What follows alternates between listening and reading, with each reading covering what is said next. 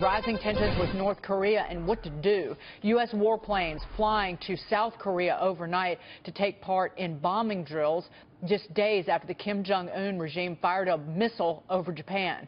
The move follows President Trump's tweet yesterday saying, quote, the U.S. has been talking to North Korea and paying them extortion money for 25 years. Talking is not the answer. While some question whether that means military action and nothing else, Defense Secretary Jim Mattis says that's not the case. No, we're never out of diplomatic solutions. We continue to work together and look for all the areas which we can collaborate with. Already very strong collaboration. We always look for more. We're never complacent. His comment comes as the latest Fox News poll shows that nearly 60% of the country is concerned about going to war with North Korea. Now, 40% are not worried about it. While President Trump has taken a hard line on North Korea, the same poll shows that 42% of people say he hasn't been tough enough. Look at that. Joining us now is former commander of the U.S.S. Cole, Commander Kirk Lippold. Commander, your thoughts on the somewhat different messages that you hear from the President and his Secretary of Defense? Well, good morning, Dagan. I actually, in some ways, don't think it's that different of a message. What the president is really saying is, talk's cheap, it calls for actions. Those actions can, in fact, dovetail quite nicely and be diplomatic. When you look at the breadth and depth of sanctions that we really should be putting into place against China, that's what's going to make the difference with North Korea. That will bring North Korea to heel. So I don't think we're looking at military options right off the bat. And Secretary Mattis is absolutely correct. Diplomacy is and still should be the primary tool on the table. Commander, do you expect to see any development with the U.S.-Japanese alliance after the North Koreans launched a missile over Japan? Do you think there's going to be any weapons sales or policy development or joint exercises that are increased in the future as a result?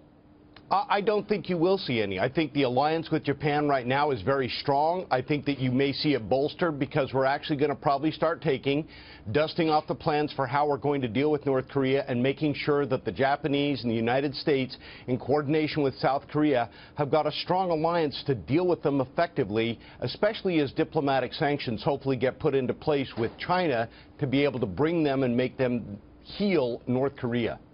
Commander, it's Mike Murphy. The most recent missile launch by North Korea over Japan, did that kind of bolster President Trump in a sense where now if he does act, there's reason for it because there's an actual threat to our ally Japan over there. So if North Korea gets too aggressive, doesn't it make the president's decision, or if it comes to that, to act that much easier? Well, I think, Mike, when you really look at it, it may not make it easier, but it's certainly going to lay out the groundwork for the international community to realize that North Korea is, in fact, destabilizing the entire region. China continues to support them. And when you look at the arc of stability that's being created from North Korea, China, through India, Pakistan, Afghanistan, into Iran, North Korea is at the tip right now. They're the ones that are threatening the United States with the offensive use of nuclear weapons. And that's an unacceptable threat that the United States should have to live under. Commander, it's Caitlin Huey-Burns. I was struck by that poll that showed that more people thought the president should be more forceful, and certainly Trump agrees with that. He has said that he could be tougher. How could he be tougher? What else could he say? I mean, he came under fire for that fire and fury comment a few weeks ago.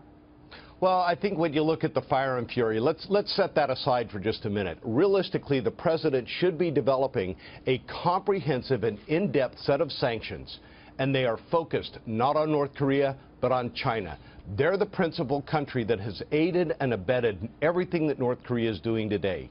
The technical aspects, the economic aspects, everything that is allowing that program, both ballistic missile and nuclear, to continue to move forward.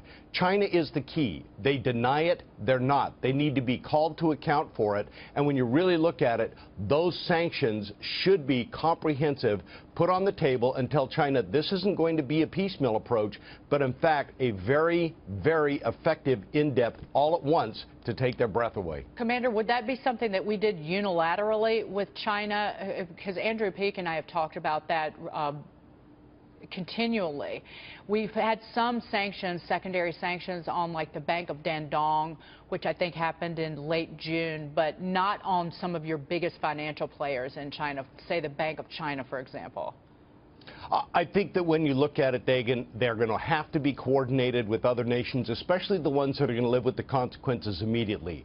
The largest trading partners with China, South Korea, Japan, some of the others in the Asian region there, they're going to have to be notified. And I think given the threat that continues to grow from North Korea, they're going to realize that the sanctions are what are going to impact China. China is then going to force North Korea to stop these tests and to get this nuclear program underway. The other aspect you have to consider is everything that North Korea does is being shared with Iran. So that in and of itself is a destabilizing force for the Middle East. But, Commander, as you know, the trouble is that a lot of those nations in the Pacific Rim would prefer to have great economic ties with China, vice a major sanctions fight over a threat that is, at best, a long-distance issue and at worst kind of a low probability issue.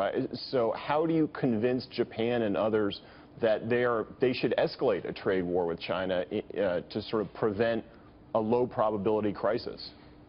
The consequences of not dealing with the problem today and by putting those sanctions into effect are going to allow this to develop at a point where next thing you know, North Korea is going to wake up one morning, they're going to have solid-fueled ballistic missile rockets with miniaturization of nuclear weapons. We are still unsure of the status of how the miniaturization is going, but why wait for that threat to appear? At some point, we need to tell all of our trading partners and allies over there, this offensive threat is not acceptable to the United States.